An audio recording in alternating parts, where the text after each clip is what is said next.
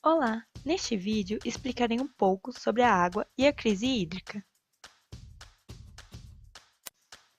De toda a água do planeta Terra, apenas 2,5% é doce, mas só 0,3% está disponível em rios, lagos e lençóis freáticos. E somente 0,007% está acessível para consumo imediato. O Brasil possui 12% de toda a água doce do planeta, isto é, mais de 1/10 de toda a água potável do mundo, ou seja, estamos bem servidos em comparação a outros países. Aproximadamente 70% da água do Brasil está na região norte e 30% em outras regiões. Agora que você já entendeu como a água se distribui no nosso planeta, vamos falar um pouco sobre o ciclo da água. Ele se baseia em 4 fases: a evaporação, a condensação, a solidificação e a precipitação. Mas calma que eu vou explicar cada uma dessas fases para você. Evaporação é a passagem do estado líquido para o estado gasoso. Os raios solares aquecem a água dos mares, rios e lagos, e com a ação do calor, a água evapora. Outra maneira que ocorre a evaporação é através da evapotranspiração, que é basicamente a transpiração de animais e plantas sendo evaporada.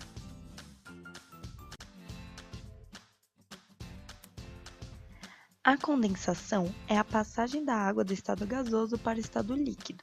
Acontece quando o vapor da água se concentra e passa em zonas mais frias, formando nuvens.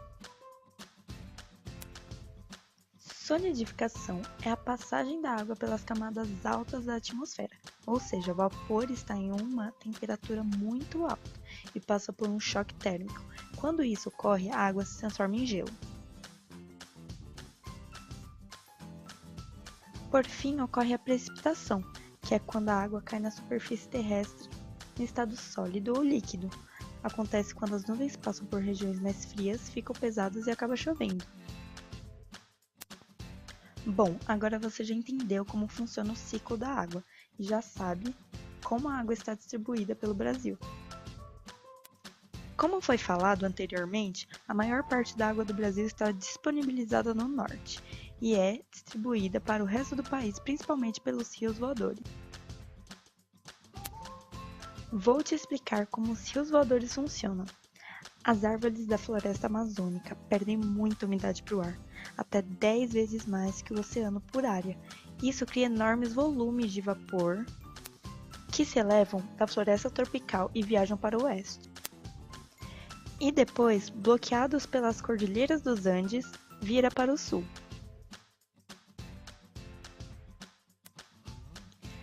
E por que está faltando água no Brasil?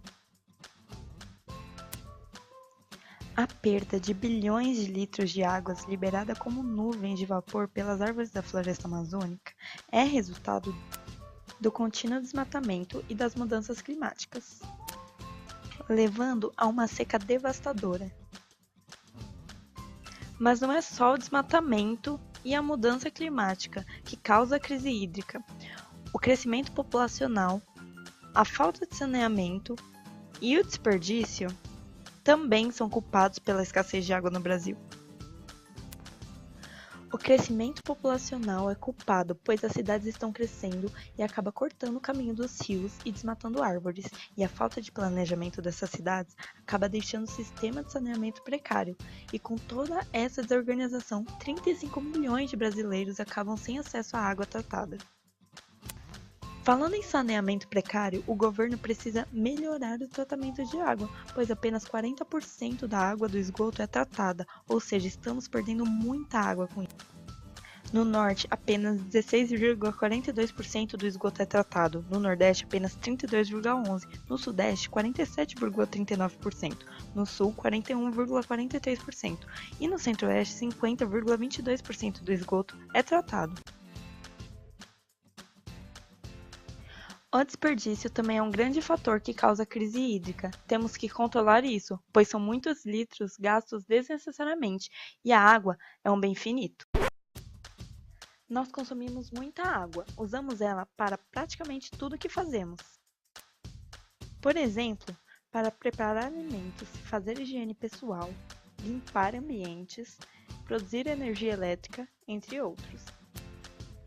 Segundo a ONU, 110 litros por dia é suficiente para atender às necessidades básicas de uma pessoa.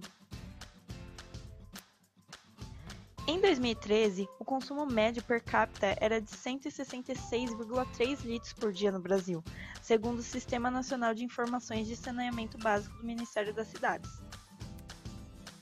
Em estados como Rio de Janeiro e o Maranhão, esse índice supera os 200 litros por dia, ou seja, muita água está sendo desperdiçada. O nosso consumo de água residencial é só 6% de toda a água consumida, as indústrias consomem 22% e o agronegócio 72%. Em 2013, o agronegócio gastou 200 trilhões de litros de água, isso representa 200 vezes o sistema Cantareira cheio. Nós consumimos muita água que não vemos, que é a chamada água virtual, que se refere à quantidade de água utilizada indiretamente. Ela existe em tudo o que o ser humano produz. Todos os produtos precisam de água para serem fabricados. Por exemplo, para a produção de 1 kg de arroz precisa de 2.500 litros de água e para a produção de 1 kg de carne de boi é necessário 17.100 litros de água.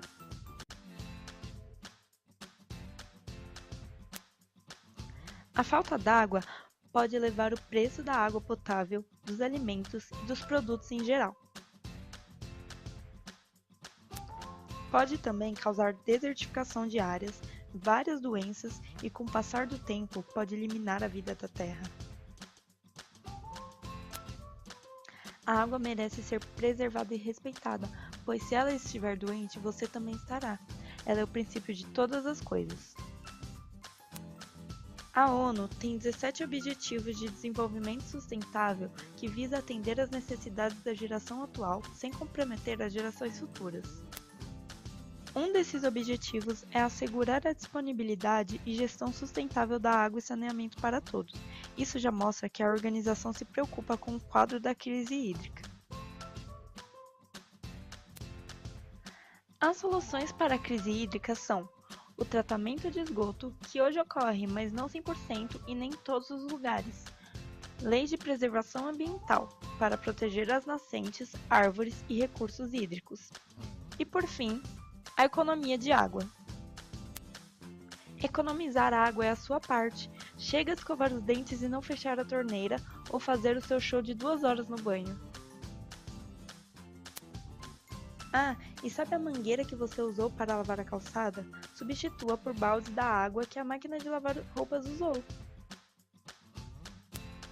A situação tá feia, né? Mas cada um fazendo a sua parte, quem sabe não revertemos isso. Espero que tenha entendido o que está acontecendo com a água e comece a fazer a sua parte o quanto antes. Obrigada por ter assistido o vídeo. Tchau, tchau!